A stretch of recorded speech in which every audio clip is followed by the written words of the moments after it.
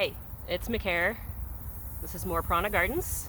This is the tomato corner that is soon to not be a tomato corner. And these are banana peels because we are going to make banana peel tea. Now, this may look like a vegan specimen jar, but this is future fertilizer. So, these lovely little disgusting looking things contain potassium, which seems kind of obvious because they come from bananas, as well as phosphorus, calcium, magnesium, and a few other things. So once we make our banana peel tea, we can use this as a liquid fertilizer on our indoor or outdoor plants and as a foliar spray on our indoor or outdoor plants. You can mix it anywhere from 1 part banana peel tea to 5 parts water, which is what I would do for a fertilizer. And then you can go down to 1 cup per gallon of water, which would be 15 or 16 to 1 water to tea. The benefits of this: the phosphorus helps with germination. So I'm actually going to do a test here when this tea is ready. I'm going to soak some seeds, 1 set in water and 1 set in diluted tea, and see if I get better germination. The set that soaks in the tea, there's butterflies and bumblebees. I'm sorry if I get distracted. The ones that soak in the tea, I'm going to water them with diluted tea as well and see if they do actually germinate faster and stronger. The phosphorus also helps with root development, so it should help early on. Phosphorus builds more flowers, so you can see that tomato branch has lots and lots of flowers on it, but not all of them do. So as I come through and water, the phosphorus in this is going to help them make more flowers. The calcium is going to help with their cell structure, which builds them, obviously you're going to have stronger plants that way. The magnesium helps them with photosynthesis, which is how they process the light. And then the potassium, I need my notes because it does quite a few things. All right, so potassium helps it move water and nutrients all the way through its system. It strengthens the stems. See, it's a lot, I have to cheat. It repels pests. Now, we're going to come to one of these things in a second here. And it increases the density and the quality of the flowers and the fruit. So, it repels pests. If you use this as a foliar spray for aphids, it will repel the aphids. However, it will attract gnats and flies. So if you're using this indoors, either as a fertilizer or as a foliar spray, you can counteract that, the attracting gnats thing.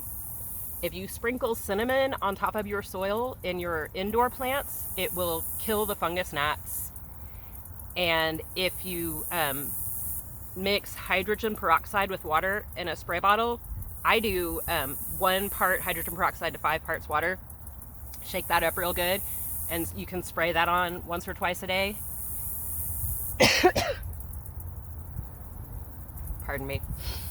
High pollen, low air quality, not good. All right, so what plants do we use these on? Obviously, I'm going to use them on my tomatoes. I have my spring tomatoes that stopped producing in the heat, and they're coming back for their little fall kick. I'm in North Texas. Last year, I picked my last tomatoes on November 30th. So we're hoping to do that again, but I'm going to give them that boost so they can do really well. anything that you want to produce fruit or flowers, indoor or outdoors, this is your spray. This will not provide sitting outside on a high pollen day. This will not provide nitrogen. If you are feeding and this is your main fertilizer, you're going to have to supplement nitrogen. Make a pot of beans from dry beans. Take that overnight soak water, add that in. That's your nitrogen source to go with your potassium, phosphorus, calcium, and magnesium. Alrighty. Here comes the really complicated part. Let's get this stuff made. So I had 5 bananas in the bunch. So last night I made some vegan waffles, which means that I used a banana in place of the egg. So that's that peel. That means I have 2.5 peels per jar. And I've put RO water in these, reverse osmosis filtered water. And I'm not worried about if it's going to overflow. I'm sitting in the garden. Make a little divot for that to sit in. All right, this already has 1 peel, so I'm going to drop another one in there.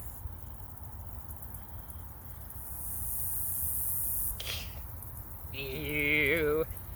All right, this one has none yet, so I'm going to give him half a peel. You get down in there.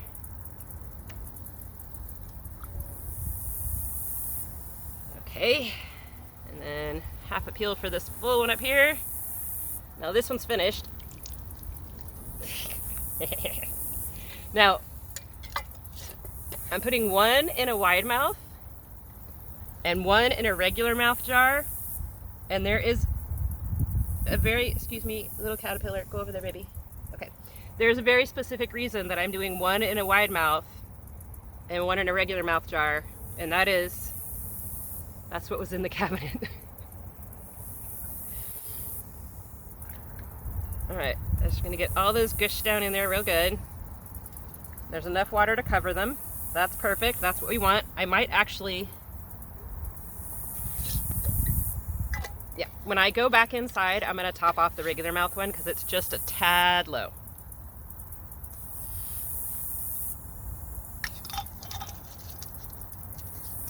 So these will sit in a sunny window for 5 to 10 days. Wet hands and Sharpie lids. Not a good combo. I'll put them okay, I'll put them in a sunny window for 5 to 10 days. I'm gonna put today's date on these. Usually I mark what's in the jar as well, but I better be able to figure out what this is. So today is 10/9, and I'm going to put that on painter's tape because it peels off easy, it's cheap.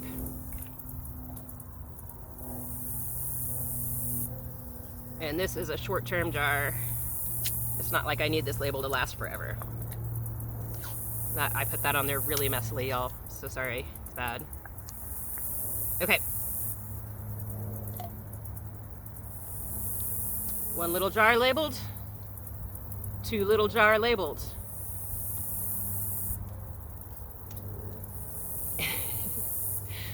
I'm gonna ask you, please, please, please, please, please, to pick a thumb, hit the subscribe bar, ring the bell if you want notifications when I put up more videos. And if you know anyone who might benefit from some banana peel tea, if they're growing something similar to the plants that you're growing, if they have a garden that you know that they're struggling with maybe getting some flowers or getting some fruits, please share this video with them and let them know so that they can have happy plants too.